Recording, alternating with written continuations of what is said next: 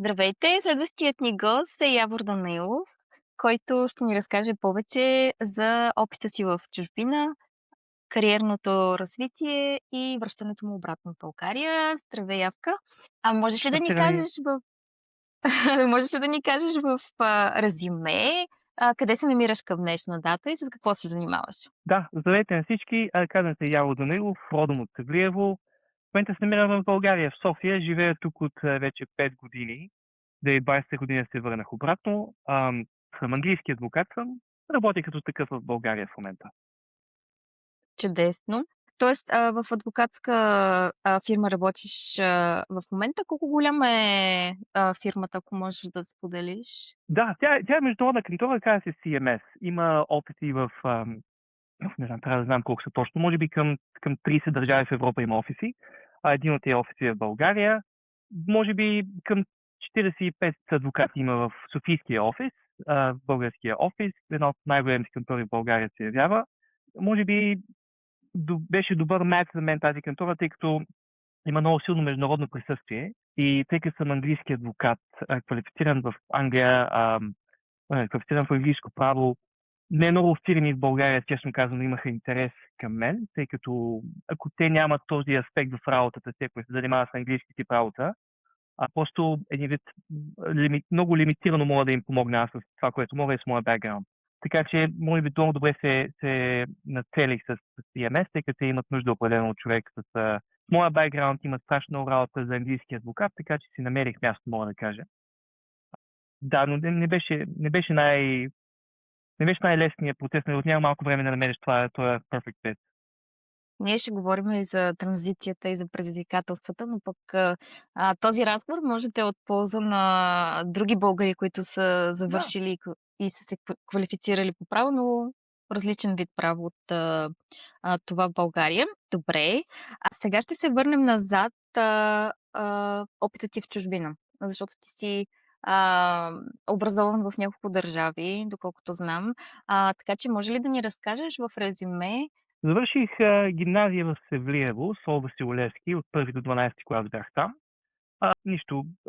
Хубава гимназия, добро ниво на образование, нали, малък провинциален град. Не беше нещо твърде специално.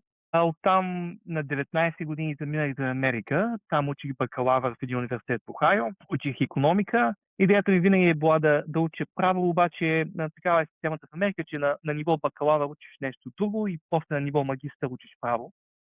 Така че това беше идеята. Да завърши икономика, после да запиша право в Америка. Нали, работих в този план, но карах се просто непосилно, чисто финансово, но страшно скъпо беше просто да запиша. Поехаме в някакви университети, в Джорджтаун, помня, бяхме приели, исках там да отида, обаче просто беше $70,000 на година, които аз нямах. Тъй като нямаше как да отида и може би не се класирах и за някаква много минимална стипендия ми бяха дали. Сега, честно казано, ако съм имал още по-добри резултати, щяха да ми дадат пълна стипендия, за жалост не успях да го постигна това. Единствената друга опция бяха заеми и тъй като чужденец в Америка никой не искаше да ми даде заем. Нямаш право на правителствени заеми, нито една банка не искаше да ме финансира, защото просто нямам гражданство. Така че нямаше как да продължа там. Започнах, 4 години бях в Охайо, после една година отидох да работя в Нью Йорк, в една фирма за финансови и икономически данни, Haver Analytics се казва.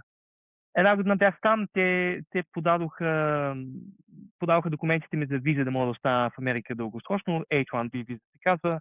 За жалост не получих виза, тя е на лотариен принцип. Беше отдавна, вече 2012-2013 година, беше забравих какви бяха номерата, да кажем, не знам, издават 60,000 визи, имаше 120,000 апликации, така че половината хора просто няма виза. И компанията ми, като разбраха, че няма да получа виза, предложи ми дали искам да ме преместят в Лондон, тъй като имах офис в Лондон. Така се преместих от Нью Йорк в Лондон 2013 година. Тогава бяха едни такива времена, не знам дали помниш, Англия имаше една дерогация от свободата на движение, което значи, че не бяха длъжни да пускат българи и румънци до края на 2013 година. Българи и румънци до края на 2013 година трябваше да има специално разрешително за работа, което Синя аз нямах. карта имаше Синя някакво такова. карта, да. Беше една такава ситуация, в която нали, бях в Нью Йорк, изтече ми студентската виза, нямах право да работя повече и получих работна виза, преместиха ме в Англия и се оказа, че и в Англия имам нужда от виза и там нямах виза. Малко имигрантски живот, всеки имигрант ги преминава през тези неща. Така де 2013 година се преместих в Лондон, продължих да работя за тази компания още, мисля, 2-3 години и после записах право в Англия, тъй като просто реших, че не е посилно да спестя тези пари да уча в Америка. И така направих едни курсове в Англия, те се казват GDL, казва се Graduate Diploma in Law. Това го правиш, ако вече имаш и бакалавър, така че Мгм. нямаш нужда да правиш пълния правен бакалавър, просто правиш им предварителен курс. Мисля, година и половина беше този курс и после правиш още един курс, Legal Practice Course. И след края вече на втория курс почваш да търсиш тренинг контакт, един вид да станеш младши адвокат в кантора. И това беше процесът, по който намерих такъв тренировачен договор, станах младши адвокат, 2 години бях такъв. Ам, Аз ще те ти спомена, че в Великобритания си направил 2 образователни квалификации за право. Това в допълнение с работа на пълен работен ден ли беше или съчетаваше работа и учение? Как успя, да се квалифицираш? да, не беше, не съм работил, правих един стаж, докато минах тези курсове. Но стажа беше по-скоро да придобия опит в сферата и да имам по-добри шансове после за реализация, за работа. Не съм работил, тъй като просто те са къси курсове, но са доста интензивни. Нямаше как да ги съчетавам с работа. Така че си бяха за тези около 3 години, в които съм ги правил тези курсове, си беше главно курсовете и малко стажове. Неплатени стажове. Мгм. Местни кантори. Имаш ли възможност за, някакъв студентски заем? Предполагам, че понеже са интензивни курсове, съответно са поне на цената на една друга бакалавърска програма. Да. Имаше студентски заеми. Беше от май Метробанк, забравям, някаква програма имаше с университета, през университета. Мгм. Не знам, може би нещо специфично е било за програмата Тогава, между да. университета. Да, не знам дали го има още. Но да, с заеми беше и с спестяване от тези години, в които работих. То идеята беше да спестя пари да уча в Америка и нали, бях спестил някакви пари за 4 години работа и осъзнах, че няма как да уча в Америка, но и тези пари учих в Англия. Не, това. Чудесно. Как намери първата си позиция, която всъщност ти е необходима, за да се квалифицираш и да можеш да представляваш, клиенти? Как се казва тази такава специална позиция, която ти позволява допълнително да се квалифицираш? Казва се тренинг контракт, тренировъчен договор, може би да го Мгм. преведем. Като цяло трудно се намира, ако трябва да съм честен. Това е, може би, най-голямата спирачка пред правна кариера в тези начални стадии. Въпросът е, че доста хора завършат в университетите, но броя места, които фирмите приемат е доста ограничен. На доста места бях подал. В една фирма, казва се Deckard, една американска фирма, кантора в Лондон, има офис в Лондон. Там успях да направя тренировъчен договор. Мисля, към 900 кандидата имаше за 10 позиции. Така че трудно те приемат. Имал съм и голяма доза късмет, няма какво да се лъжим. Но и не знам, някакви, може би неща са видели, които не са видели другите кадри. Сега аз бях няколко години по-възрастен от другите кандидати и вече с малко опит в индустрията. Бях направил пълния CFA сертификат, бях изкарал финансови. Тъй, че имах някакви неща, които ме отличаваха, но определено е трудна борба в това да се отличиш от стотиците хора, много от които от хубави университети, завършват право и наистина се борят за тези тренировъчни договори.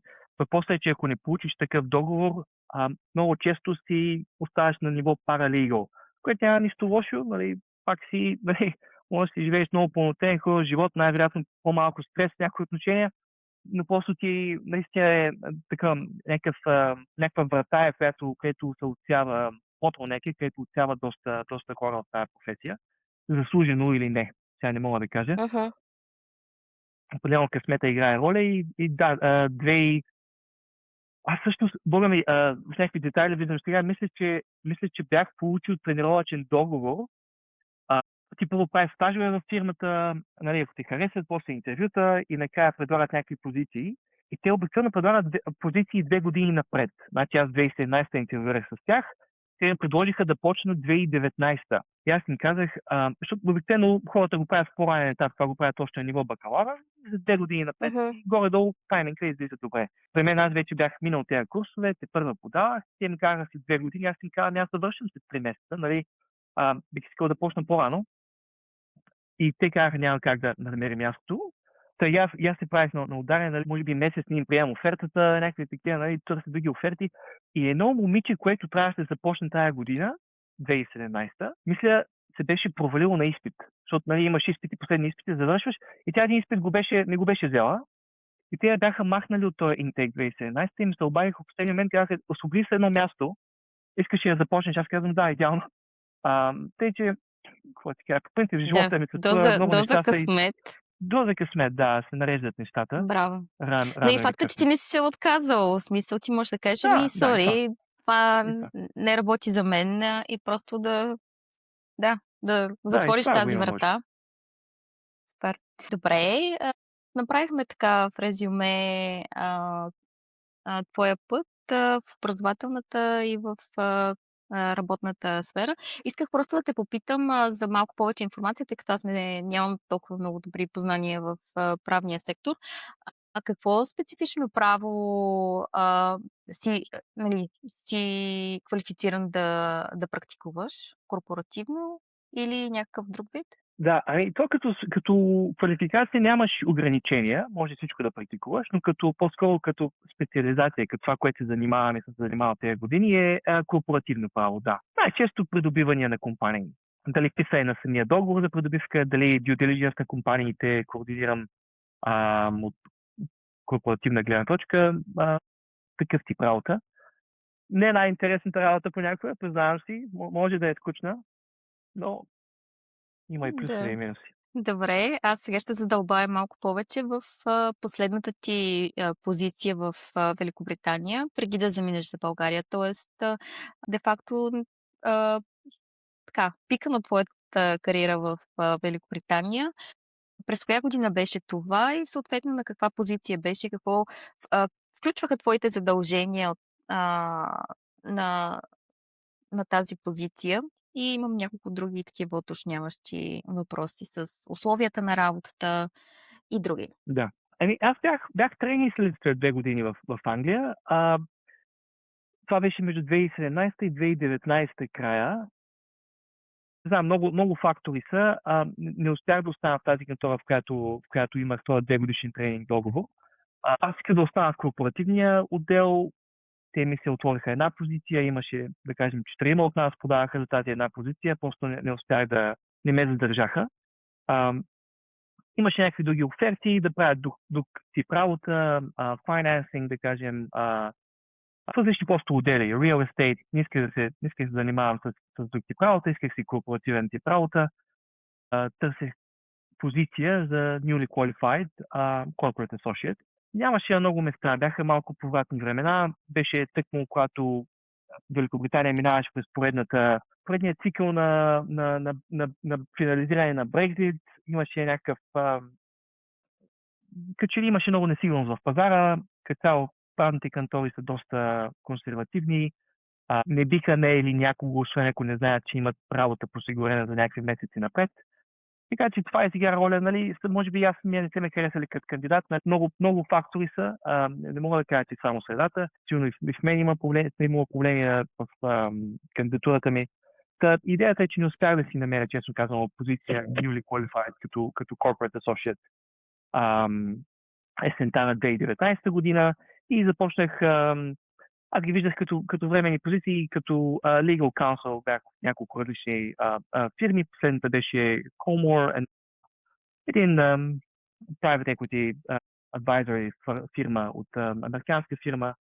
Това го правих, може би, не знам, може би 4-5 месеца го правих. То беше по времето значи това стана есента на 2019, се квалифицирах март месец 2020, дойде COVID, бяха трудни времена за хора, които не бяха на постоянен договор, да кажем на 6-месечен договор към някоя фирма и ти нямаш някакъв по-скоро си project-based legal counsel. Notice периодът ти е няколко седмици, нали? И като дойде COVID, като цяло доста от нас освободиха. Бяха повратни времена. Не беше... Трудно беше от чисто работна гледна точка да си намеря това, което исках. И заради Мгм. средата и кой знае, много, много фактори има. Това определено повлия на това определено повлия на избора ми да се върна в България, тъй като аз си казвах тогава, че аз бях в Англия единствено да натрупам опит, чисто професионално.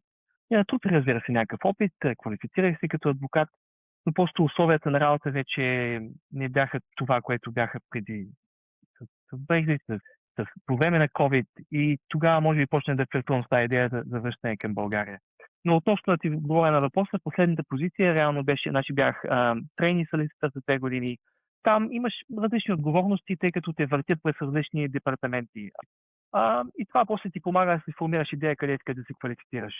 А, Супер. Някакъв вид ротация на самата компания. Да, ротация е на няколко месеца, на 4 месеца между различни департаменти. И тогава може би видях, че корпоративен тип работа ми харесва най-много. Може би беше най-динамична и това наистина ми допадна. След като това завърши, вече станах project-based legal counsel. В Colmore, да кажем, това, което правих, беше да гледам limited partnership agreement, относно права и задължения на limited partners на инвеститорите в един фонд. Да, просто много, много, много документация, която поглеждаш всеки ден и виждаш плюсове, минуси, права, задължения на инвеститорите в фонда. Там бях няколко месеца и после постепенно лятото почна да се връщам все повече и все повече към България, първоначално за поседмица-две. Може би това помогна, че беше по време на COVID и да кажем с тази фирма, където бях Legal Counsel, те знаеха, че тъй като е COVID, нали, всеки може да се работи от вкъщи.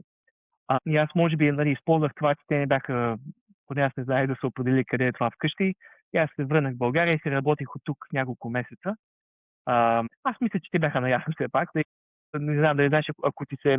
Сега, като ми звънят на английския телефон, ако аз съм в чужбина, сигнала, който телефона прави е по-различен. Една идея по-лесен ми стана на мен това транзишън, това преминаване към България, тъй като продължих да си работя на английска работа няколко месеца. Ам, Мгм. Може би до към края на 2020 година, към началото на 2021, там някъде, продължих да си работя тази работа, което може би чисто финансово, нали, продължава да съм се някакъв английски доход, пък вече ще изживея и в България, постепенно Това е си... идеалната Да, комбинация. да, така е, така е. Супер. Постепенно си махнах и почна да се изнасям от квартирата в Англия, намерих си квартира тук, в София. Нали, не стана изведнъж, стана на етапи, определено. И от нея някакво време да съм комфортен с идеята, защото сега в тази ситуация малко си несигурен начало, не искаш пък да късаш връзки с Англия, искаш да си запазиш това място, нали, ако нещо не стане, може да се върнеш. Аз имах indefinite leave to remain, нямах паспорт още, но може все пак да се върна и да си работя. Беше такъв проучвателен процес, бавен, нали, това помогна, че още си работих за Англия, като бях в началото. Да. Да, и може би до края на началото на 21 година си казах, тъй като от самата фирма вече затегнаха малко правилата, казах, искам вече да се връщате в офиса. Аз разбрах, че няма как да стане това нещо, тъй като вече не живеех там, нямах квартира в Англия вече. И си казах, време е да търся работа в България за българска фирма. И така намерих, така започнах с CMS. Супер. Ние ще се върнем обратно на търсенето си на работа и какво е обусловило решението да се върнеш в България. Няколко уточняващи въпроси за последната ти позиция в чужбина като legal counsel. Много добре обясни между другото с какво се занимаваш и можем и да рекламираме твоите услуги тук. Ако някой иска да инвестира в някоя компания. Да. Добре. Кръг на шегата. Може и не.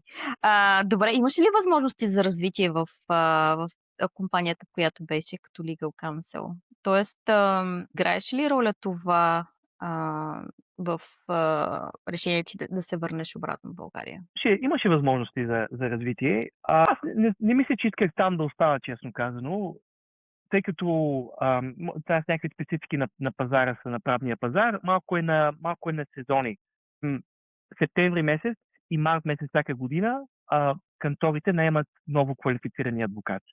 И аз 2019 година, септември месец, като изпуснах този интейк, просто никой не търси нови кандидати до март месец. Моята идея поначално беше дай ще изчакам малко, ще правят такива времени project-based някаква работа, докато дойде следващия интейк, да мога пак да се върна в кантора и да си ходя по тъпкан път в голяма кантора. И това дали март месец пък дойде COVID 2020 година, така че и там не наемаха особено силно. После идеята им беше пък септември 2020 година, нали, постепенно дърпаш назад датата, с идеята пак да се върне в този главния поток, който всеки един адвокат горе-долу, като завърши, като се квалифицира, минава по този път, нали, newly qualified associate, senior associate и нагоре. Но. Мгм. Това ми беше идеята, може би, исках пак да се върна в кантора. Искам да кажа, дори да бях останал в Англия, не знам дали щях да остана в тази фирма. Да. Просто беше много лимитирано. И пак тук е много специфично за адвокати, не знам дали на кой ще е интересно това, ама идеята е, че ако искаш да отидеш in-house, идеята е, че по-добре да го направиш малко по-късно в кариерата си, когато вече си придобил достатъчно опит в различни сфери. Просто ставаш по-well-rounded като професионалист, отколкото веднага след като се квалифицирал. Сега с тази идея исках пак да се върна с някоя кантора и да продължа да работя там още някоя и друга година. Това, което казваш, между другото, е полезно, защото някои от слушателите могаше да са в университет или тепърва да избират кариерата си. Твоя поглед е базиран на твоя опит, който пък в голям аспект е обуславен и от икономическите и политическите ситуации в Великобритания, COVID и така нататък. Все пак на мен ми прави впечатление, че е голяма борба при вас в правния сектор за намиране на стажантска позиция, след това да имате и определени периоди, през които, нали, се отварят позиции, просто е малко по-сложно от това, което аз съм наблюдавала, примерно, в IT сферата. Добре, интересно е, дори за мен като човек, който е извън този сектор. Малко ще промениме фокуса. През последните ти месеци в Великобритания се връщаме. Какъв беше стандартът ти на живот? Защо питам? Аз като човек, живущ все още в Великобритания, един от основните въпроси е да така, ще имам същото качество на живот, както имам тук в Великобритания. И визирам, нали, хобита, приятелски кръг, нали, възможност за пътуване от този аспект. Затова искам да направя паралел с, нали, качеството ти на живот според твоя мироглед, съответно, в Великобритания. И после ще направим същия паралел за България. Какви ти бяха хобитата? Какво правеше извън работно време? Като хобита, може би, аз сега първо да кажа, живеех в Бетнал Грин, източен Лондон, малко хипстърска работа, в един warehouse conversion живеехме, доста хора. Беше забавни времена бяха, забавни години. То може би тази професия е известна от това, че е доста се работи дълги часове. Просто не е имал супер много време за хобита, може би като и най-големи хобита са били фитнес, може би и дърводелство до някъде. Занимавах се с правих си мебели в къщи. Това е може би една от положителните неща да живееш в голям склад и че си правиш, имаш място си за малки работилнички в склада. Така ли, с това се занимавах като стандарт на живот. Изкарвах мисля към 55 000, 60 000 някъде там паунда на година, което в 2019 година не бяха много пари в никакъв случай. Честно казвам, няма да се правя интересен, не мога да кажа, че съм бил супер успешен адвокат в Лондон, съм изкарвал много пари. Не е било така, нали? Не мога да го кажа това. На newly qualified, по-скоро на трейни заплатата, толкова мисля, че беше 55 000. После като legal counsel изкарвах повече, тъй като работата беше project-based работа, като консултант и, нали, тъй като не си на трудов договор, а си на доста хвърчаш договор. По този начин се опитват да те привлекат, като дават по-добри условия. Забравям си пари съм правил там и то беше базирано и на колко работа правиш, тъй като някои месеци имаш повече, други месеци имаше по-малко работа. Може би към 60-70 хиляди съм правил и там. Не са били някакви огромни пари за година, си говорим. Като стандарт на живот, мисля, че добре е било. Сега зависи, много е субективно, зависи от вкуса на човек. Разни приятели имах, които много обичаха да ходят на екзотични места на екскурзии. Франция, Ривиера, такива неща, никога не са ме интересували мене, така че може би от тази гледна точка ам, не съм имал нужда от много повече пари. Живеех си добре, нали, така малко беше по-такъв, по-алтернативен начин на живот, с квартирантите, изучен Лондон, кафета, брънчове, такива работи. Не съм усещал да ми липсват пари, нали, не съм се ограничавал, в същото време не съм изкарвал някакви огромни пари. Да, ми беше може би 700 паунда на месец. За една стая, между другото. Да, Да. лондонски Стандартното цени. за Лондон, по това време. А приятелският ти кръг, ми е интересно дали, така, се събираше с българи или имаше разнообразие от, а, националности, защото Лондон е доста богат на различни култури. Да, така. Как беше при теб? Доста се събирах и с българи. Ние там се познаваме с тебе покрай BG Professionals, тая група, която се Да? събираше Направи време на реклама. време. Има нужда, да, ти я движиш много активно и браво за което. И покрай тук, там и една организация имаше и там бяхме доста активни. Правихме едни а, кариерни изложения в българското посолство. Спектакъл Димитър Ненчев, BG Career Fair се казваше. Бяхме си въвлечени в тази общност, 100%. Покрай работата и покрай това, където живеех, и там нямаше българи, там пък бяха само доста предимно англичани, но и от всякъде имаше хора. Ти кажа, живеех с 10 човека живеех в този warehouse conversion, така че имаше от целия свят хора, беше много социално, идеално за млад човек. Дейности, постоянно заедно готвим, гледаме филми, партията, така че беше социална среда, международна среда, но определено си държах и да, контакти с доста българи. Да, ти много бързо загатна, но си доброволствал в, организацията на BG Careers, форум в посолството, нали? Да, доброволствах. Да, аз не знам тази инициатива, не мисля, че има вече, но идеята беше, канихме работодатели от България да дойдат в посолството в Лондон, един вид просто да покажат какви кариерни възможности има за развитие в България. И идваха доста големи фирми, HP идваха, доста софтуерни компании идваха, банки, а, консултантски фирми. Та имаше интереси от работодатели и от българи в Англия, доста студенти идваха на тези изложения. И знам за хора, които реално се върнаха в България, намирайки работа на тези изложения. Това е хубаво. Супер. Та да, Да. имаше връзка с тази общност, да, определено. И доброволческа дейност. Имаш ли някаква друга доброволческа дейност, в която беше въвлечен по време на пребиваването ти в, Великобритания? Честно казано, не. Или казваш: „Нямаш време от толкова много работа?“ Може би и това, може би и това. Честно казано, не, защото не знам, и това е може би разликата с България. Това, което за мен чувствам голяма промяна, като съм тук, е, че се чувствам много по-свързан с средата. Дали защото средата ми приема по-добре, не съм. Винаги съм се чувствал чужденец в Англия. Дали идва това от мен, не мога да кажа дали идва от средата. Те са ме виждали като чужденец, не мога да кажа, но ми е било малко по-чужда ми е била тази среда и съм се чувствал по-малко част от нея, което значи, сега по-малко не съм доброволствал там.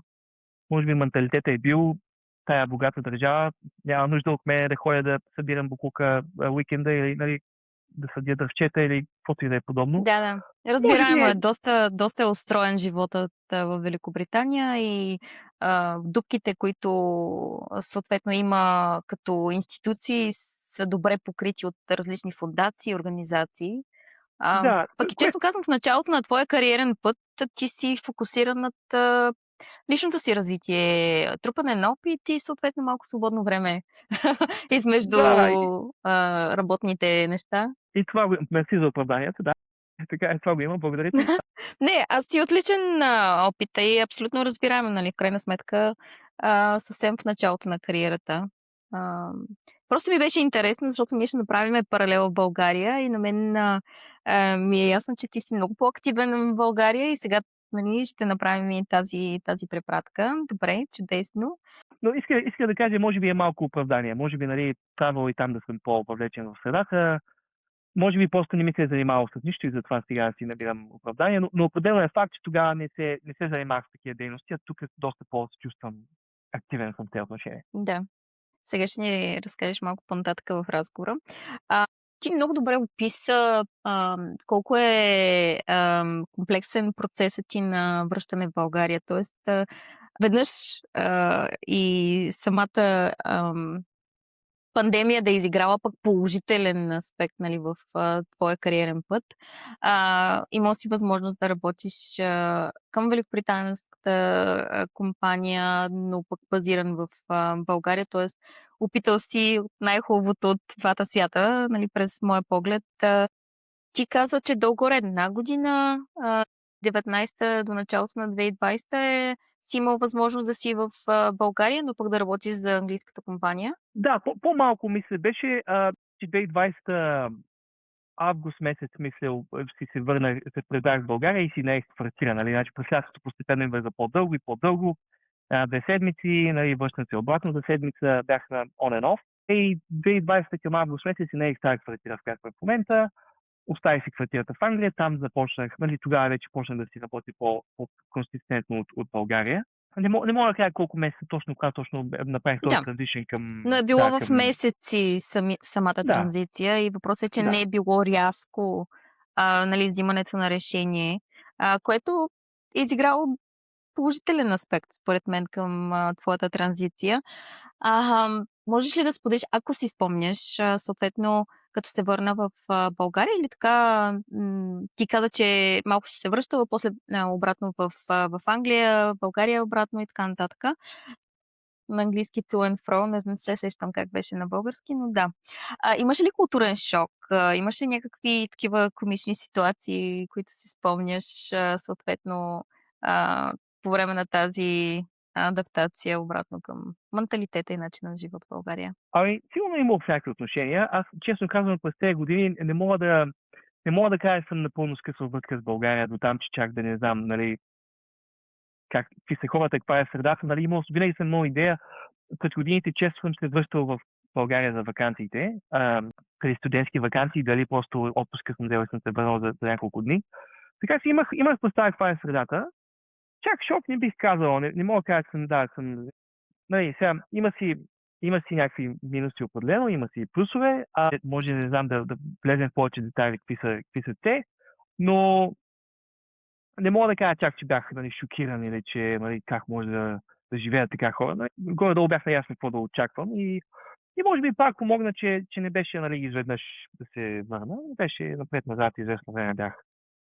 На фази, Да. да.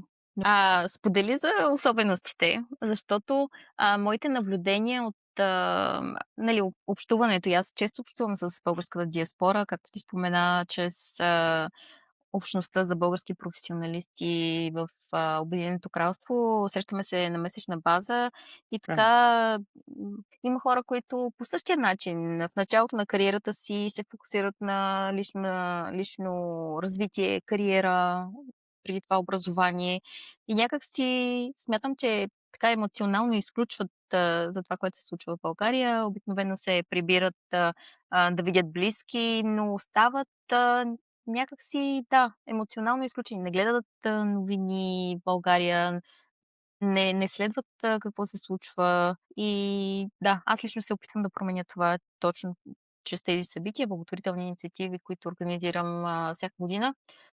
За тези хора, които така има някаква дистанция между, тях и България, какви са особеностите, които трябва да се имат, в предвид, някакви съвети за хора, които, решават след, дълъг период в чужбина да се върнат в България? През твоя поглед, разбира се. да. Аз може би, това е може би някаква моя специфика, че се интересувам като цяло и от новини, и от политика, гледам какво става. И то 2020 година, като се върнах лятото, тогава имаше големи протести срещу правителството. Тогава, нали, няма да влизам в детайли, но на Орлов мост имаше протести и ходих там често. Имаше някаква, нали, сега няма да го правим политически подкаст, но идеята беше, че имаше някаква социална енергия, 100%, гражданска енергия. И беше готино да си част от това нещо, нали? Най-малкото, много млади хора по улицата, навсякъде. Имаше, да, определено имаше такава енергия и беше готино да си част от това движение. Така че и за мен това беше важно. Нали? Тогава се върнах и си участвах редовно, ходих на протести. Не знам сега, различно. Те са били много трудни времена в крайна сметка, защото по времето на ковид, България така бяха въвели много сериозни мерки в самото начало, после пък Да, охлабиха нещата. Та всички бяха така и шокирани. Целият свят беше шокиран от това, което се случва. Така че са малко по-особени условията, когато си се върнал. Така че ако не се сещаш да, нещо, така беше. Не мога да кажа, виж, като цяло моята философия за живота е, че е такъв, какъвто си го направиш и навсякъде може да ти е хубав и лош. Може да живееш доста луксозен живот в България, ако ти е бил такъв живота в Лондон и искаш това да си го пренесеш тук, нали, ще намериш социалните кръгове, ще намериш къде да живееш. Средата предоставя това. Моят живот да ти е не знам, социално ориентиран, определено социалната среда тук е много по-отворена, ти позволява по-бързо да правиш приятелства, запознанства, отколкото в Англия като чужденец. Така че трудно ми е да кажа да има едно предизвикателство или едно трудно нещо или едно лесно нещо. Хубав въпрос, трябва да помисля още. добре, Може би, имаме време до края на да, записа, ако се сетиш нещо да споделиш. може би с работа е едното нещо, което най-много хора може би се намират трудно, е да си намерят работа, която им отговаря на условията, на това, което първо те са правили и това, какво те очакват финансово. Та може би това е най-голямата пречка, която аз виждам. Не, пречка ми трудност. Трудно са. Иначе неща, нали, чисто социално, чисто така, не знам, някои хора се дразнят много от политическата среда в България и затова казват, не, как се върна, виж по-става. На други хора пък не им пука, нали, това не се отнася директно от тях и често не се отнася до средния, до малкия човек на улицата, какъвто са, нали, аз, нали, честно казвам, тези политически борби, някои моменти ги усещаш, други моменти още нямат отражение на живота ти. Искам да кажа, малко зависи човек как гледа на цялата ситуация. Може да позволиш нещо такова да те дразни и да те депресира, или може да го игнорираш напълно, тъй като не ти влияе на всекидневния живот. А, Да. При теб как беше? може би бях чувствах се социално ангажиран, нали, така ходих по протести, макар че в края на деня, нали, day to day, не ми влияе, нали, сега не ми е приятно да нали, някои тротуари са разбити, виждаш доста хора такива огнетени, напрегнати на пътя. Има някакви неща в средата, които те натягат, няма как, които те нали, малко потискат, няма как да се избегне това нещо. Малко е въпрос на менталитет да избираш да не се концентрираш на тези неща. Да.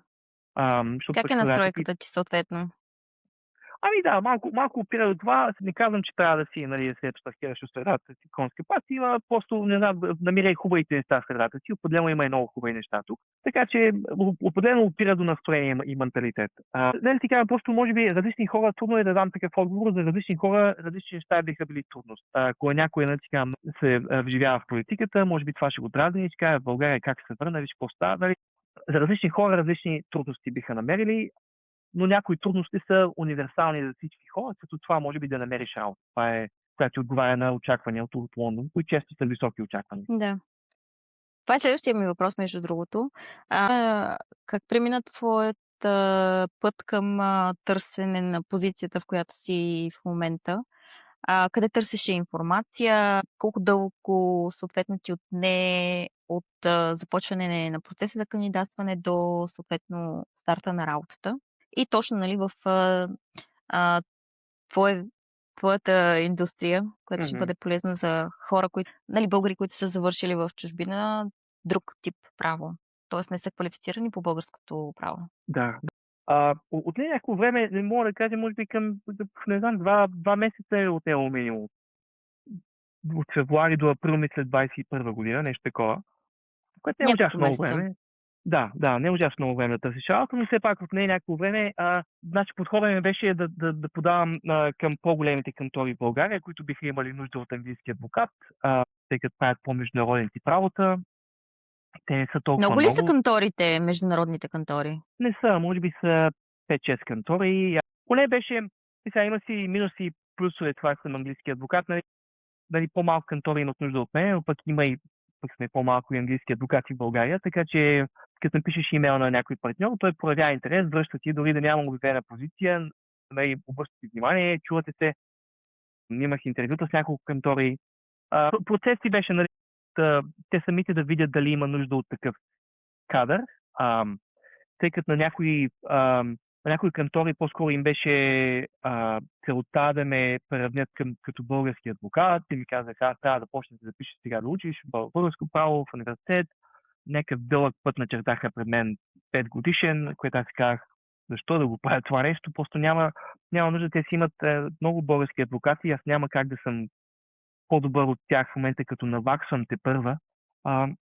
Та реших, че това не ми е силната страна и трябва да си наблягам на силната страна, което е това, че съм с английска квалификация и да намеря някой, който има нужда от това нещо. А, CMS беше кантората, може би, която най-много имаше нужда от някакъв местен човек, който да е базиран в България, но в същото време да може да е част от така си, от екип, който върши по-международна работа. Честно казвам, работят предимно с колеги, които са базирани международно и те не че нещо против местните колеги, но просто има по-голяма нужда от човек с английска квалификация на международен тип сделки. Та доста работя с други екипи. Което е хубаво, тъй като може би това малко намаля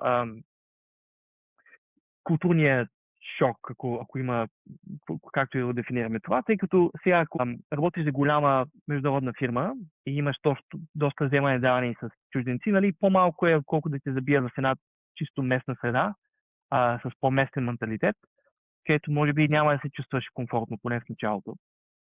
Това може би, да, мисля, че се намерих добро място и това също смекчи целият преход, че тя е голяма международна кантора, доста чужденци, нали, работим заедно, международни клиенти и български клиенти, нали, няма смесица е. Просто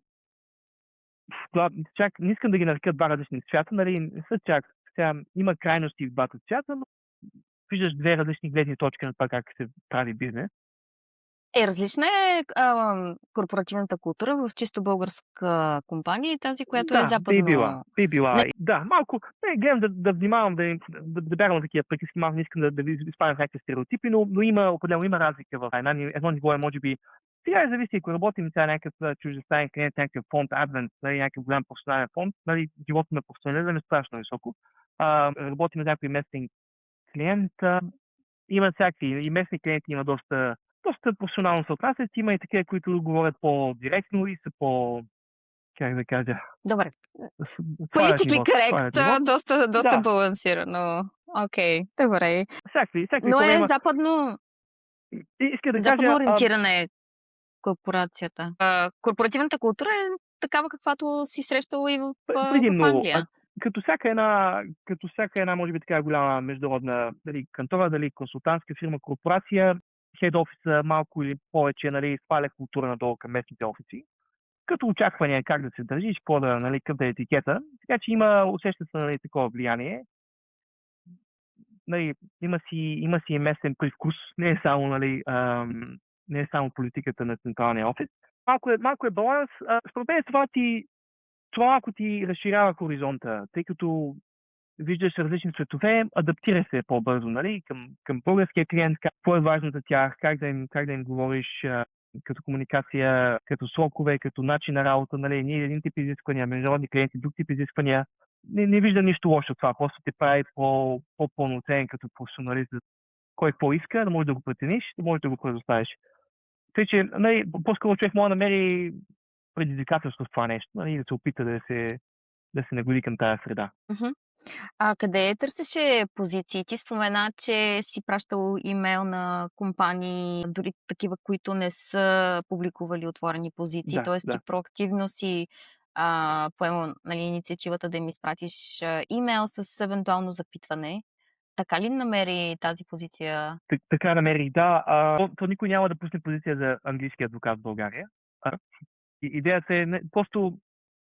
Нали, Ценен съвет, съответно, за хората, търсещи работа. Да, никой няма да пусне, просто тъй като местния екип си има местни нужди и той никога... Значи, ако някаква международна сделка, ако има нужда от английски адвокат, често ще вземат един от Англия, нали, от стотиците, които имаме там. За какво да имаш един в София, който стои и чака да дойде такъв тип работа, нали, по-ефикасно, ефективно е да си имаш, нали, просто да имаш достъп до колегите в Англия и използваш тях. Едно преимущество е, че тъй като заплатите в България са заплатите в Англия, те могат да си местния офис може да си позволи да предоставя услугите ми на по-ниски ставки. адвокатите работят на часови ставки, така че искам да кажа, по този начин намираш един sweet spot между това да вършиш, нали, работа с западни фирми, западни инвеститори, английска работа, английско право и също време да те намират често работа. Най-малкото, защото си като цена за клиента е по-разумно да наемеш, нали, да използват мене от базиран в България. Като да кажем, ако на колегата от Лондон часовата ставка ще му е 700 или 600 евро или паунда, да кажем, на час, моята, да кажем, ще е 300, което е по-добре за клиента, тъй като ще плати по-малко. Да.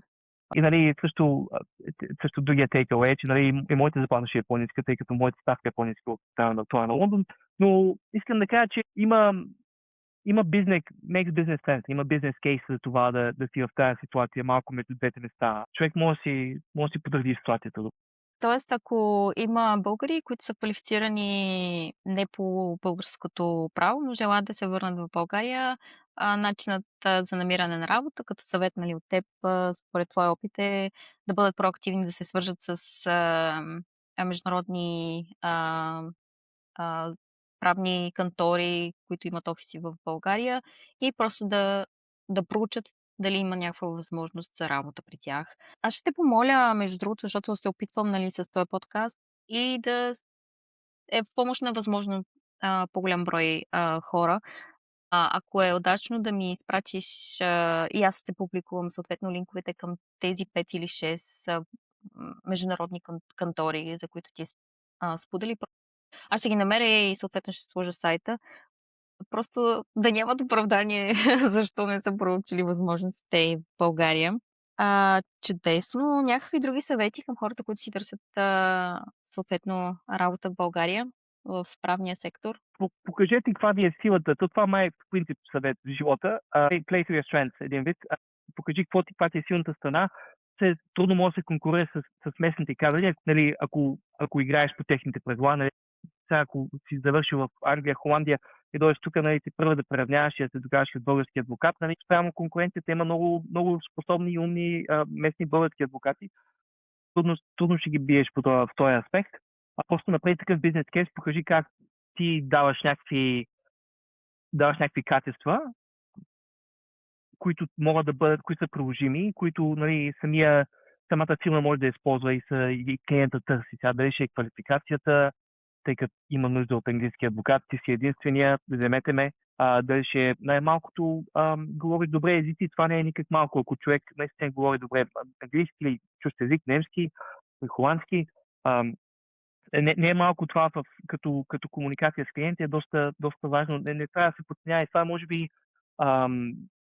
Това е може би нещо, което всички връщащи от чужбина трябва да имат предвид, че това е наистина нещо, което помага. Често виждам просто културни граници и езикови граници. Това как клиенти комуникират с български, не само адвокати, да някакви адвайзери, да някакви съветници такива. Просто самия клиент се чувства по-комфортно, когато види, че някой може да мисли като клиента и някой говори по-добре езика на клиента. It goes a long way, да кажа, не знам как да кажа на български. Просто наистина може Да. да е голяма сила. Рекламирайте си го, нали, ако го имате като силна страна. Това да може не знам, да си продаваш, да предлагаш самия ти да продаваш услуги на чужд език, определено ще те отличи като кадър в местната среда. Така че това определено е Да. сила във всички типове работа. Добре. Да те попитам за финансовото възнаграждение, ако е окей да споделиш, защото в крайна сметка това е ключов въпрос за един човек, който решава да се премести в България. Съответно, ако можеш да споделиш цифри за това, нали, човек на нашата възраст, какви евентуални разходи месечни би имал в София. Съответно, знаме, че в България малко разходите са базирани и повлияни от града, в който се установиш. Съответно, от твоя гледна точка, как ти се получават финансите? Излиза ми сметката. Пак казвам, много е субективно, какво, но зависи от стандарта на живот. За квартира плащам около 900 лева. Той НДК живея в едно студио, да го наречем, двустаен апартамент. Сега имам приятели, които нали, им трябва повече място. Горе-долу наймите обаче са горе-долу там вървят около 1000-1200 лева за собствен апартамент, което аз вече нямам адекватни цени в Лондон, колко би струвало това нещо. Да кажем, струвало 2-3 хиляди паунда и зависи в кой квартал, не много щятелно. Да, трета, четвърта зона от, нали, от личен опит, 2075 паунда на месец по английските стандарти, де факто 2 спални плюс хол и 2 бани и тоалетни. Аха. По-голямо като квадратура, но да, пак скъпичко е. 1600 е едностаен с една спалня и така, хол, кухня. Пак е високо, защото тук пък, знаеш, имаш допълнителни такси към общината и така нататък. Мгм, мгм. Добре, значи в София, жилище с, една спалня под наем преспокойно така варира между 900, 1200, 1300 съответно Да, лева. това е моето впечатление. Сега зависи не колко Твоето ремонтирано, наблюдение. ако искаш всички нови мебели, нали, по-скъпо може да излезе, но горе-долу там. Мгм. Добре. Да. Иначе, като разходи, Успяваш да. да, трудно ме е да кажа, като разходи, нали, всеки пак казвам, има различен стандарт на живот. Сега ваканции ходя предимно в България, Гърция, следни държави, нали, не съм ходил някаква голяма екзотика, но определено ми стигат ми парите, комфортен живот живея, не мога да се оплатя 100%.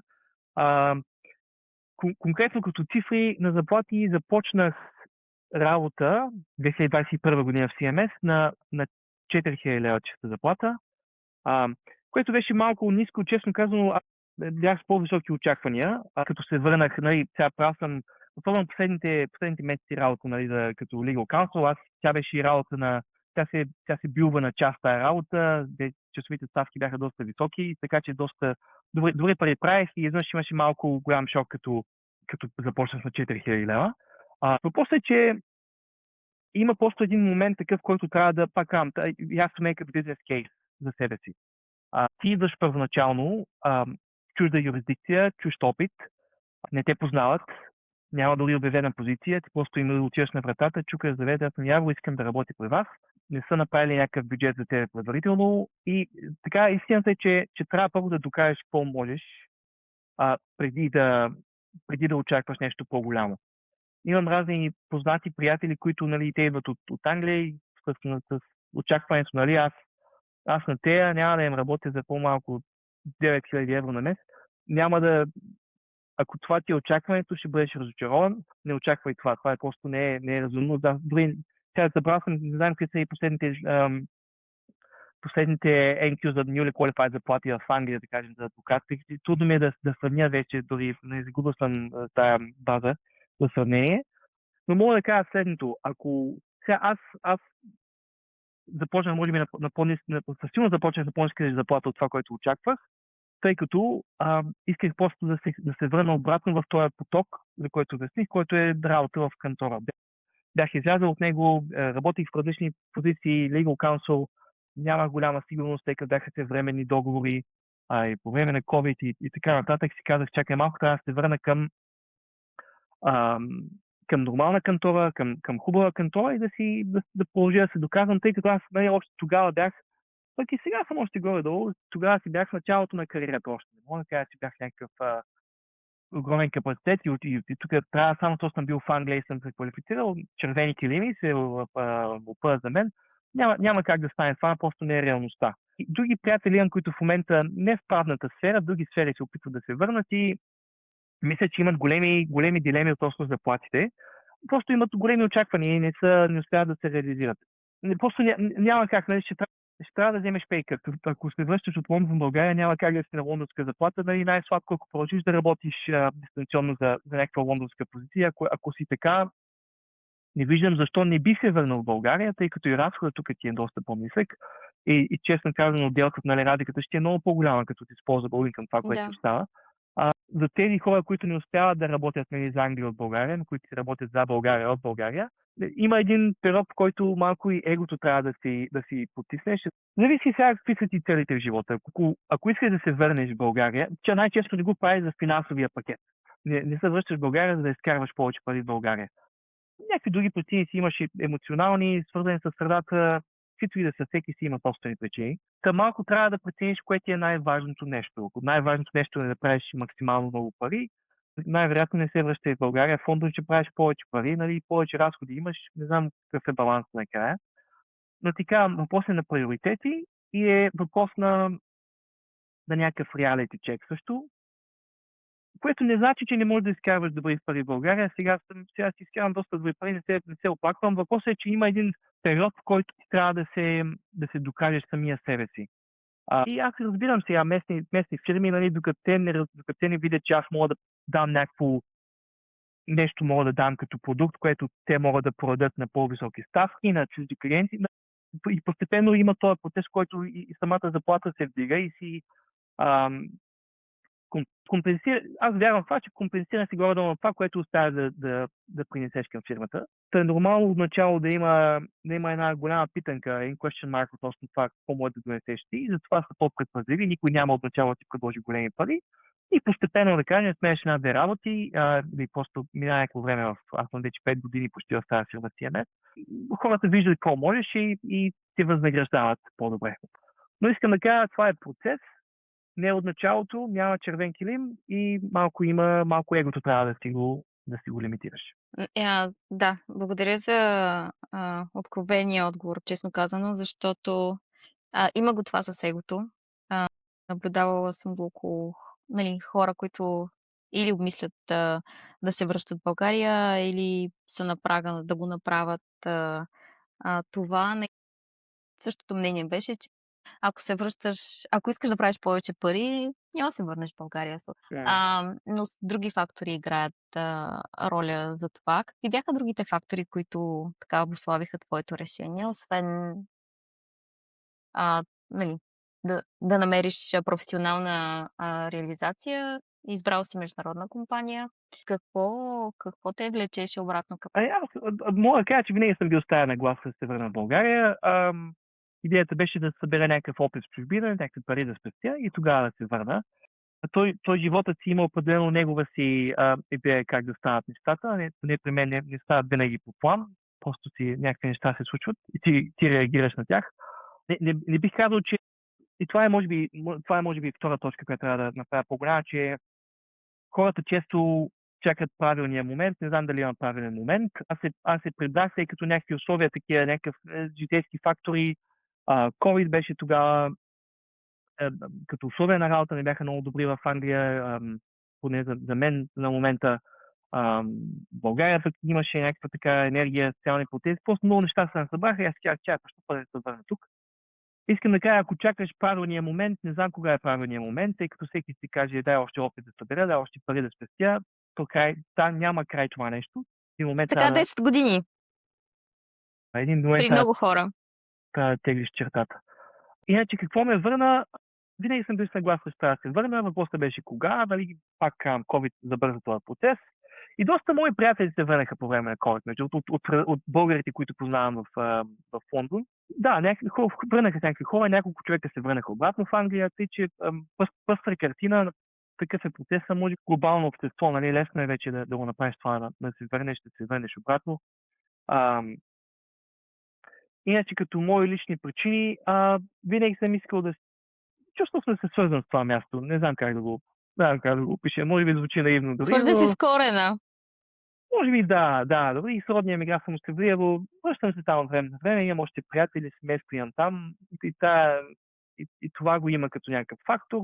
Пък и средата. Не знам, винаги съм искал да съм част от тази среда. Избягал съм в някакъв смисъл на думата. Нали, не съм бил тук в тежки години, но си казах, че искам да се върна да си живея тук живота и си го направя живота толкова добър, колкото мога да си го направя, нали? Зависи от всеки един от нас.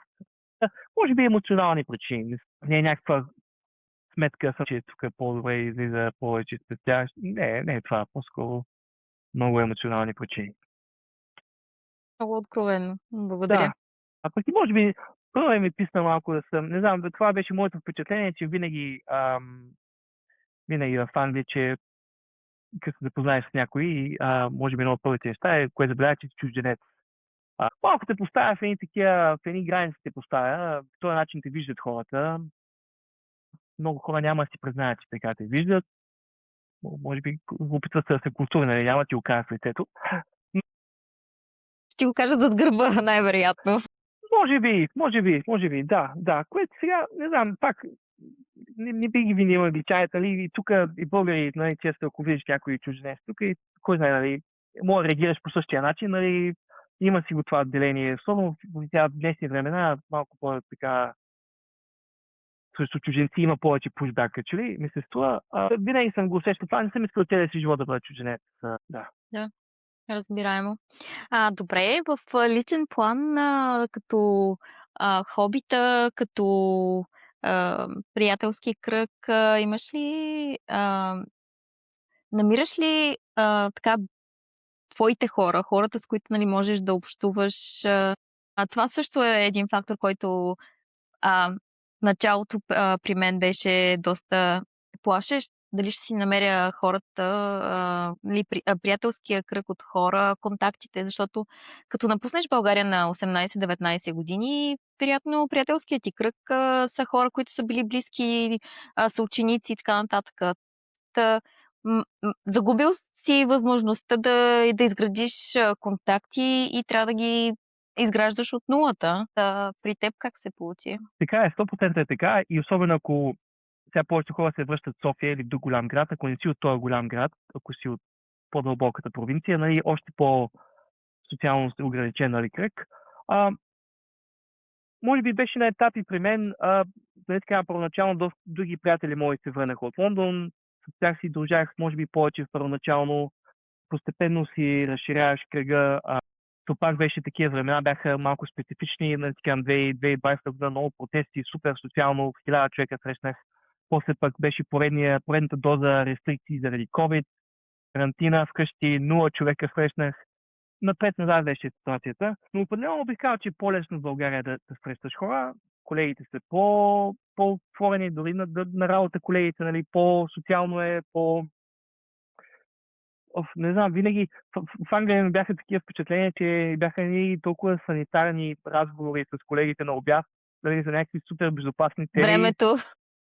Боже, времето, вакансия или който готвил вчера, не знам, беше много винаги пред всеки, беше предпазлив, дали беше корпоративна среда, адвокати, не знам дали това беше проблема, ама не знам, просто беше някакъв everything беше sanitized, всичко беше просто почистено от някакви лични чувства или мнения, или докато тук е може би обратното, хората си казват си спокойно помислят. Но това помага и по-бързо да правиш контакт с хората. Та бих казал, социално е по-лесно тук да си намериш, да се запознаеш с хора. Сега всякакви хора има. Аз и в Лондон не съм дружал с... Нали, и там си имаш някакво балонче, повече или по-малко. И тук си имам някакъв балон повече или по-малко, където и да си не общуваш с всички хора. И подбира си ги. Така че и тук определено си ги подбирам. Има разни такива инициативи, които помагат за този процес. Тук там е една от тях. Българи в чужбина, които били в чужбина и са върнали в България, пък и не само, нали, българи с такива опит в чужбина се събират на едно място. Има доста събития на тук-там и там, нали, някакви контакти, оттам се накланя някакви контакти. Малко е Да, смешно. Да. Ще публикувам линк към тук-там. Те организират такива нетворкинг събития, кариерни събития като кошер.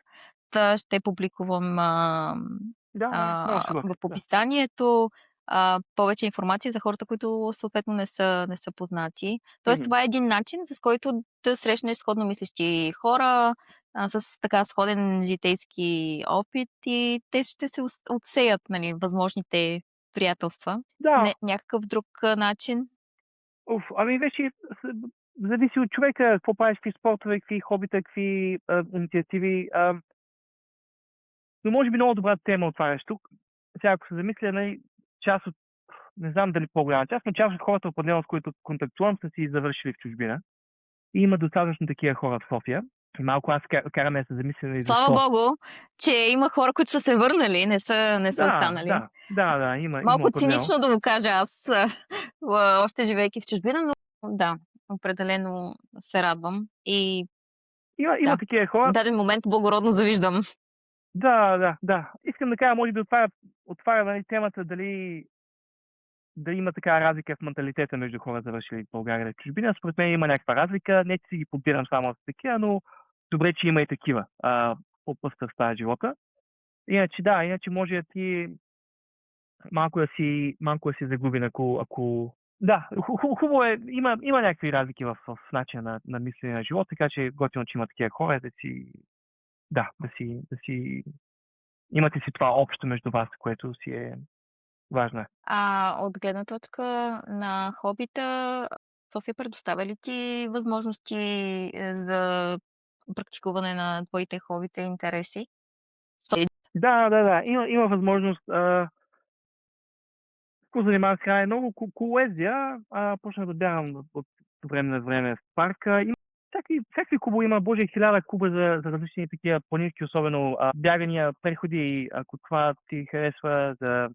И за колоездене има клубове, хора се събират и колоездене, макар че по-малко, колкото фондове определено колоездене. Може би пътища просто не са толкова хубави. Но за бягане и за планински преходи има много клубове, има страшно много състезания и преходи организирани. Зависи малко от човек какво му харесва, но София си е голям град, космополитен в някакви отношения, нали, не като Лондон, обаче е достатъчно голям да ти предостави опции, много опции за това какво да правиш. Да, има. Добре. Зависи от човека какво го интересува. Аз ще те помоля да споделиш, някои от тези клубове, които примерно ти си участвал, т.е. можеш да ги препоръчаш като такива. Ами, Не аз, на момента, можем да го направим и след записа, защото ми се иска да сме полезни на макс, така, да. малко максималист.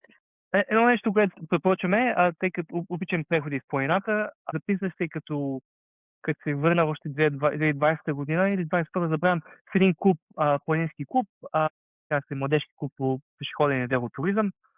Един от много такива клубове има, още един голям софийски планински клуб, доста такива планински клубове има, дори само в София, таки на други места в България. Идеята е, че първоначално, като се върнах, още активно исках да намеря нови среди от хора. И това беше един от тези начини. Дали някой ще запише на спорт или нещо друго ще почне да прави, да запише в такъв клуб. Въпросът е, че, нали, че в един клуб, който има 120 човека, нали, членска маса, събира се 2-3 пъти в месеца и чисто социално много врати ти отваря това. Така че това е някакъв съвет към хора, нали, по-активно да скачат такива инициативи, ако нещо не им е наред в Мгм. живота, ако искат да си променят средата. Такъв това куп се записали, правим си планински преходи с тях и велосипеди обикаляне в планината. А, През Фейсбук ли ги достъпи или си имат, тя собствен ги, сайт? тя ги намерих чрез един приятел. Може би тук, нали, takeaway point не е задължително с тях да се запишете, просто проучете какво ви е интересно и какво има за това, което ви е интересно, какво предлага средата. Със сигурност предлага нещо, но после е да го намерите. Да. Но за човек, който, не е от София, аз също съм от провинцията и ако реша, другия месец да се пребера в България и не знам откъде да започна, нали, М, имайки няколко линка към, тук, много добре организират събития, готини хора се събират, опитай, нали? Говориме за такива спасителни пояси, с които да започнеш, но да, определено съм съгласна, че апела не е запиши се тук, защото мгм, така, мгм. но като някаква начална отправна точка за хора, които просто нямат познати приятели в София. Съответно, както и аз, от провинцията, директно в Лондон и така 16 години. Тоест, ако реша да се върна в София, просто Да, да, да. Google предоставя всякакви възможности, но не е препоръчан от някой, който е бил вътре, нали? От Така тази е. гледна точка. Да, не, разбирам се напълно. Може би не са в тези ситуации и това е нещо, което в България въжи по-силно. Питай хората, те ще ти кажат, като че ли много неща в България стават с човек, както знаем, говориш за лошо, но и тези неща, чисто социално питай някой приятел какво става. И нали, сега, ако някой пита мене, мога да им препоръчам. Може би сега добре, така, Софийски планински клуб е доста активен. Голяма база членска и приема хора и са много позитивно отворени. Така че може би това трябва да видят хората. Има линкове на Facebook, могат да го намерят. Но да, аз го намерих чрез приятел и това е, нали, това помага да има все някой контакт в България, който знае местните начини, местните неща за правене и това много бързо успява да те внедри в средата. Така че трябва да ти местен гид. Да. Ето, ние направихме вече няколко препоръки, откъдето хора могат да започнат, ако нямат, познати и приятели в София, И трябва да кажа, специфично. тук там също правят доста събития такива и планински излети, или обиколки. Това е може би голото място, като се връщаш в България, за българи върнали се в чужбина, защото и че отваря и то големи социални врати, според мен. Така че и това е нещо, което трябва да направят хората. Направихме им, реклама и те го Какво направихме, заслужават в да. интерес на истината. Да. Хубави неща ще рекламираме. Да. А, ти щастлив ли си в момента? Това е много Но труден въпрос. труден въпрос, да, да. Може би няма пълно щастие, шарен е живота. Да, винаги липсва нещо. Ако не липсваше, може би хората щяхме да сме напълно доволни и нямаше да има никаква инициатива. Винаги липсва нещо. Доволен съм от живота, доволен съм от мястото, на което живея, от това, което имам. И се опитам да подобря по някакъв начин средата около мен. Сега, всеки си има някакви кусори в живота и аз, както всеки друг. Тъй, че няма пълно щастие, но съм толкова щастлив, колкото бях в Лондон, определено, ако не и повече. Тъй, че не бих казал, че тук в България съм по-нещастен. Не, въобще не бих. Чудесно. Вървим към края, между другото, на разговора, но знам, че последната тема, която ще отворим, ще бъде интересна, тъй като си доста активен. Моят последен така въпрос към всички гости до сега е как да направим България едно по-добро място за живеене. И тук приканвам да споделиш твоят опит, защото аз лично знам, че ти си така имаш гражданска позиция, активен си, доброволстваш. Сподели за различните инициативи, в които си се включвал и опита в тях. Моят поглед е, нали, забрави егото и поканата да се похвалиш. По-скоро ще те разпитвам малко повече за инициативите, защото ми се иска да ангажирам много повече хора да, да се включат в подобни инициативи. Аз лично съм ходещо рекламно табло за такива инициативи и каузи, които наистина са стойностни. Има страшно много хора в България, които са ангажирани в НПО сектора, дори и не в официални Ага. такива Да, регистрирани организации. И много ми се иска повече хора да разберат, да се включат, да подкрепят кой с каквото може. Ще използвам и подкаста, като задавам този въпрос на всички гости. Да, идеи и опит от доброволчески дейности. Можеш да. да споделиш ти в какво си включен? Да, определено съм по-активен. Сега няма да се правя светец, не съм някакъв постоянен доброволец, но определено съм по-активен в България, отколкото бях в Англия. Има много каузи тук, които имат нужда от хората да помагат и да се включват. Какво съм активен в момента? Може би, да кажем, през миналата година или две бях доста активен в това да засаждам дръвчета. Запалих се покрай гората БГ, която е доста хубава инициатива, раздават фиданки. Оттам се запалих, после почнах сам да си купувам фиданки от разни разсадници. Беше процес, който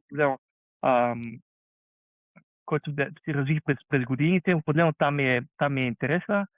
Има доста други инициативи. Сега някои от тях са чисто сезонни. Сега покрай Коледа ще почнат пак инициативи от рода да съберем храна за бедни семейства, пенсионери в Северо-Западна България. Има много такива инициативи. Един уебсайт, който препоръчвам е Time Heroes. Там има много инициативи по град, по тип инициатива, може да филтрираш както искаш. И това ти позволява, особено като си нов в страната и в средата, нямаш много на представа от кой има нужда и как да станеш част от това нещо. Малко има неохота от начало, да кажем, някакво събитие има и ти отиваш без да познаваш никого и ти е малко неловко, какво правят там. То най-добре, ако разпиташ пак хората около тебе, те хванат за ръка и да отидете заедно, винаги помага като първа стъпка. Но има платформи, пак Time Heroes много полезни, като казват и какви инициативи има около тебе. Иначе аз може би това е главното нещо с засаждане на фиданки. Бях доста активен минали години, в един пак се дело задих стотици фиданки, които аз го направих без да кажа на общината, може би беше грешка. Да, и някакви комични ситуации се получиха, някакви там отговорни за парка, ма последва да ме разпитва какво е това, какво правиш. Както и да е, но Общо Ти ми взето, беше споделил, искам само да те прекъсна, че така, да, всъщност хората, които поддържат парка, са те питали какви са фиданките, за да знаят как да ги поддържат. Така че малко са легитимирали, нали, твоята дейност, така че да, не, все още да, са да, да, живи така е. фиданките. Са живи, сега си ходя и си ги поливам време на време. Да, то идеята беше, нали, човека ме стави, вика, кажи поне какви са финансите, защото вика, аз съм отговорник, мен ме питат и аз не знам какво да им кажа, не знам какъв вид са. Съм му казах поне какъв вид съм посадил. Ма не, това е може би една друг takeaway point за България. Човек, ако има инициатива, по-лесно стават нещата, може би, защото има по-малко регулации или се спазва по-малко регулации. Трябва, ако имаш инициатива, просто отиваш и правиш това, което искаш да подобри средата по някакъв начин.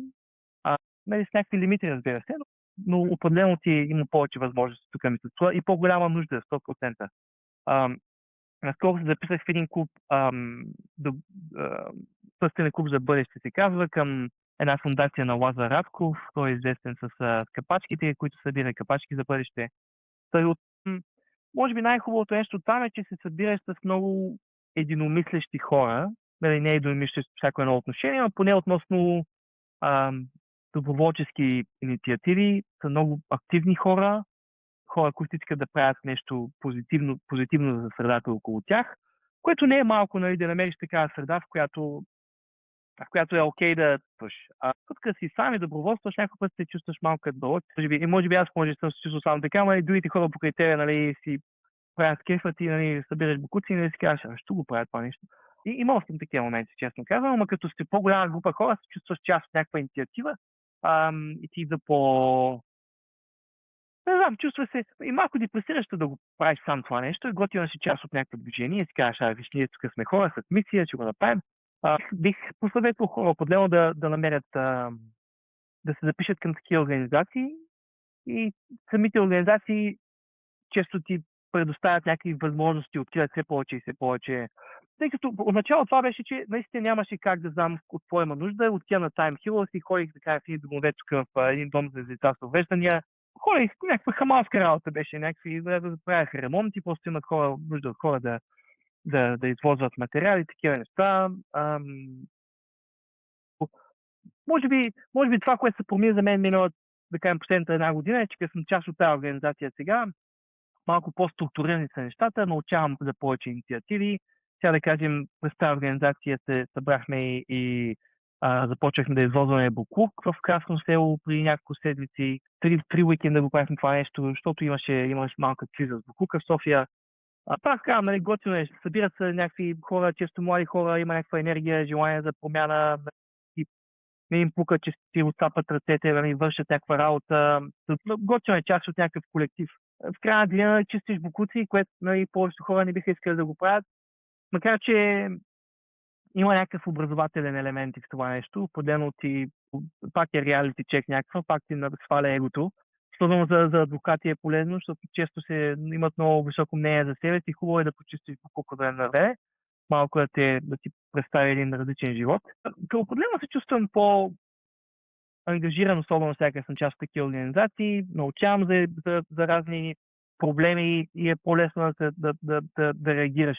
Да кажем, вчера тези хора, които нали, покрай това спъскане клуб за бъдеще, намерих тези хора, с които читах на Красно село, пък от тях един човек се обади, Петър ги каза за вчера, за събота, че ще ходят да сглабят мебели в един пак дом за деца с умствена изостаналост. Поръчали се да кажем 70 мебела и някой трябва да ги сглоби и просто фирмата те искали твърде много пари, нямат пари този дом да плати за сглабянето и събрахме може би към 15 доброволци и сглобихме някакви мебели. Те искам да кажа, винаги има какво да прави човек. Стига да има желание. Да има желание и нали, помага да се част от някаква организация, тъй като по-лесно ги намираш тези неща и не ги вършиш сам. Да ги вършиш с група хора, което го правят една идея по-лесно. Супер. Аз ще се постарая да сложа линкове към Time Heroes платформата. Също тук чрез Bulgarian Professionals UK и членовете на общността сме участвали в подобна кампания. Да. Аз също призовавам хората да погледнат.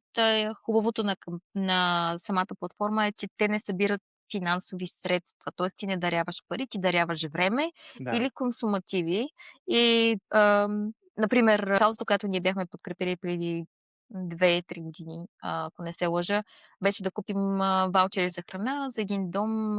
Мисля, че беше за възрастни с умствени затруднения, които живеят в защитено жилище. Тоест, ние пари на ръка не сме давали, купихме ваучерите и ги занесохме в самата фондация, която беше организатор на дадената кампания. Тоест, ти можеш да участваш в Time Heroes като доброволец към вече съществуваща кампания, но ти Да. също можеш да отвориш кампания. Ако, примерно, да, искаш да поемеш инициативата и да откриеш кампания, което е страхотно. Та ще публикувам и линк към Time Heroes. Ти участваш и в кампаниите на Капачки за бъдеще също, Да, или да, и се там лъжа? участвам. Те са рядко, те са 2 пъти в годината по-голяма кампания, така че то не е нещо, което правиш на всекидневна, седмична база. И не мога да кажа, че всяка седмица доброволства, нали, да не провеличавам, обаче има доста инициативи. Готино е, че пак си казвам, събира се си готини хора, с които е просто приятно да си прекарваш времето в събота 5-6 часа Да, да прекараш. То е до някъде и социална дейност. Да, да. абсолютно, абсолютно. Супер. Ще добавиме линкове. Какво според теб трябва да направиме, за да направим България по-добро място? Уф, Това е абсолютно свободен за интерпретиране въпрос. да, труден въпрос. Или може би не е труден, просто всеки да си върши неговата част от отговорността. На елементарни работи. Плащай си данък, ще хвърляй си букука на правилното място, може да хвърляш разделно букука, прави го това. Не, много елементарни неща са, нали, с по-добро отношение към хората около тебе, по-малко агресия, бейсик неща са определено. Помага от време на време, нали, някакви доброволчески акции, не всяка седмица. Всеки няма човек, който да може да отдели, не знам, 10-20 лева на месец за някаква кампания да даде или за няколко часа да даде от времето си. Тези малки неща, според мен, са някакъв пример, който даваш. И ако достатъчно хора почнат да ги правят тези малки неща, макар да са елементарни, може би ще има някакъв такъв събирателен ефект и ще почва да се усеща някаква промяна. И да, Абс може би опира до отношение, до менталитет, просто ако си правилното отношение, все повече хора, ако стават така, ще има някаква положителна промяна 100%. Супер, Да, благодаря. Мое наблюдение е как от едно действие събиране на капачки за кувьози, да. всъщност се образова целият български народ по Да, някакъв да, начин, да, че ако събират боклука съответно може да се рециклира и след като те знаят на къде се насочват средствата, има такава синергия и тези металните сърца по различните села и градове. Но според мен, нали, Капачки за бъдеще, по-голямата част от средствата, с които оперира, са всъщност на те са на база прозрачност и доказан опит в прокарването на инициативата, но всъщност по-големите средства не идват от самите рециклирани капачки, а по-скоро от компании, корпорации, които вярват в нали, това, което се прави и правят големи дарения и така нататък. Но самият да, факт, така. че тази кампания е образователна, а, не знам, аз силно се възхищавам на Лазар Радков и на всички хора, които са включени, защото те имат и по места клуб за бъдеще. Така запалва интереса на хората да се включват в доброволческа дейност и някак си с годините наистина образоват всички българи просто да знаят, че няма да отидеш да си хвърлиш капачката, ще я събереш, защото, нали, Да, така тя е. ще е една стотинка или там колко ще е, няма и една стотинка, но всъщност кумулативният ефект е голям и страхотен. Просто ако можем да направим подобна инициатива за а, различни, как да кажа, проблеми в държавата, просто Да. с постоянство и прозрачност и отчетност, могат да се постигнат много неща. Да, малко лирическо отклонение от мен. Добре, има ли нещо, което искаш да споделиш, което не сме така засегнали в разговора ни, който вече е час и половина, тоест Да, да, мина време. страхотно си прекарваме. Да. Да. Не знам какво, доста неща казах вече, не знам какво да засегна. Може би малко да не ги вземат твърде на сериозно нещата хората. Ела в България, виж какъв е живота, може да ти хареса. Не е края на света, ако не ти хареса, не е края на света, ако си дошъл въобще, да не можеш да се върнеш. Просто ам, keep an open mind. Може би ела с така, не бъди предубеден към средата, просто дай шанс и направи най-доброто от себе си и със сигурност ще ти хареса живота. Супер. Страхотно. Ами много ти благодаря за отделеното време, Благодаря и за аз. споделените лични истории, цифри и така нататък. Смятам, че Да. би било полезно, особено на българи, които са зад граница и са завършили по друга правна система. Мгм. Ето, че ти си открил вратичка, с която можеш да избегнеш преквалификацията Да. към българската правна система с собствения си опит да дадеш стойност на международни правни кантори. Така че, да, надявам се да сме били полезни. Благодаря ти и хубав ден ти желая. Мерси. До скоро. Чао! Чао.